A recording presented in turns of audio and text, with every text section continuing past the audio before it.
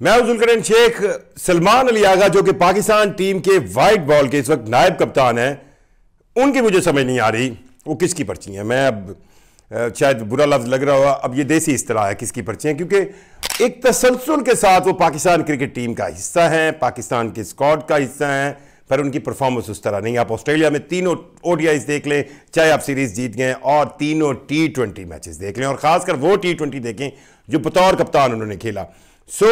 सलमान अली आगा, जब पाकिस्तान की squads announce किए गए, जब पाकिस्तान की टीम ने अपनी होम सीरीज में एक मौजाना अंदाज में इंग्लैंड को टेस्ट सीरीज में शिकस्त दी 2-1 से, तो उसके बाद एक थोड़ी सी जान आई पाकिस्तान टीम के वलवले में। और फिर क्योंकि आकिब जावेद को, जो कि कन्वीनर भी है सिलेक्शन कमेटी के, अब तो खैर माशाल्लाह हेड कोच हो गए, उनको जब टीम सिलेक्शन का कहा गया तो उन्होंने 4 स्क्वाड्स अनाउंस किए थे।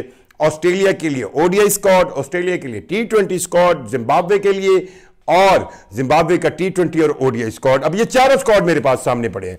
अगर आपको कोई इसमें चारों स्क्वाड में जो 2-3 प्लेयर्स हैं, जैसे मोहम्मद इरफान है, जिनको आप आम इस्लाम में इरफान नियाजी हम कहते हैं, वो हो गए 2-3 प्लेयर्स जो चारों स्क्वाड में मौजूद है, उसमें सलमान अली आगा सरफहरिस्त है। और जिम्बाब्वे के खिलाफ तो T20 की कप्तानी भी उन्हीं के हिस्से में आएगी, क्योंकि जब ये चारों स्क्वाड अनाउंस किए गए थे तो उस वक्त कप्तान नहीं अनाउंस किया गया था मोहम्मद रिजवान को, और उस वक्त जब ये कप्तान मोहम्मद रिजवान अनाउंस हुए तो ये सवाल उठा था कि जी जिम्बाब्वे के खिलाफ जो T20 सीरीज है उसमें तो मोहम्मद रिजवान का नाम नहीं है। तो फिर ये पीसीबी की तरफ से कहा गया था कि अगर वो नहीं है तो फिर नायब कप्तान ऑटोमेटिकली कप्तान होगा, जो कि सलमान अली आगा है। अब आगा सलमान जो है वो बिल्कुल परफॉर्म नहीं कर रहे। उनका इंटरनेशनल डेब्यू हुआ 2021 में, उनको आप 21 से लेकर 24 तक की 99% जो टीम सिलेक्शन हैं उसमें वो स्क्वाड का हिस्सा रहे हैं, बिल्कुल रहे हैं, और उनको एक ऑलराउंडर के तौर पर स्क्वाड का हिस्सा रखा गया। लेकिन अभी तक वो कोई भी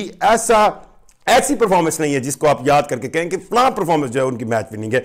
तो अब उनके पीछे क्या पर्ची है ये हम जरूर एलैबोरेट करेंगे, लेकिन मैं चाहता हूं कि उनको ये जो अभी जिम्बाब्वे का मौका मिल रहा है इसमें उनको अपने आप को प्रूव करना चाहिए, बिल्कुल प्रूव करना चाहिए। और अगर वो अपने आप को प्रूव नहीं करते तो क्या उनको नायब कप्तान हम सिर्फ इस बिना पर बनाएंगे या ट्रेन करेंगे जब उनकी अपनी सेल्फ परफॉर्मेंस बिल्कुल जीरो होगी।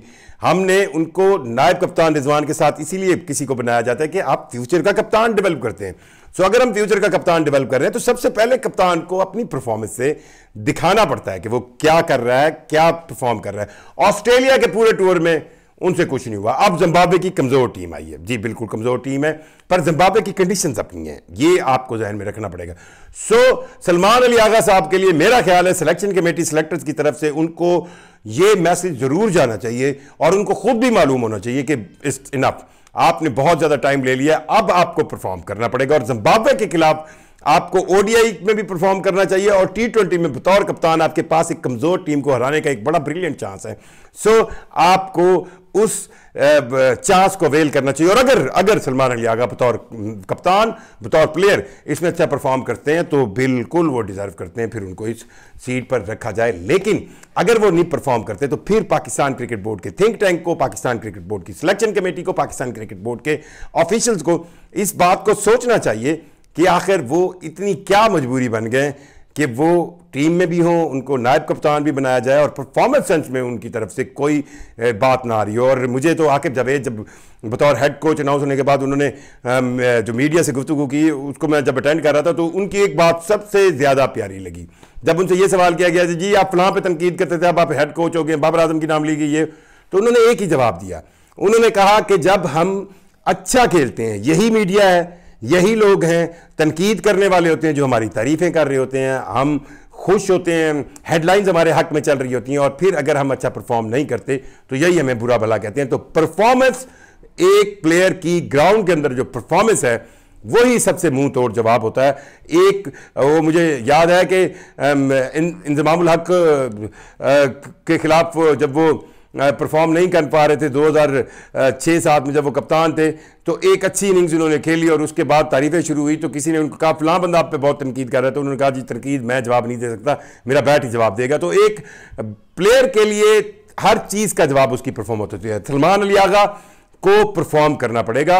और अगर वो परफॉर्म नहीं करते तो मेरा नहीं ख्याल कि उनको कम से कम जो है फिर टीम की नायब कप्तानी और टीम में जगह फिर उनकी कैसे बन सकती है। सो जिम्बाब्वे टूर अलार्मिंग पॉइंट होना चाहिए सलमान अली आगा के लिए, आगा सलमान के लिए, कि आपको अब परफॉर्म करना है। और अगर वो नहीं करते और फिर भी टीम में रहते हैं तो फिर मैं आपको सुनाऊंगा वो पर्ची वाली कहानी। पहले मैं नहीं बताना चाह रहा, पर पर्ची वाली कहानी जरूर मुझे पता है। शुक्रिया।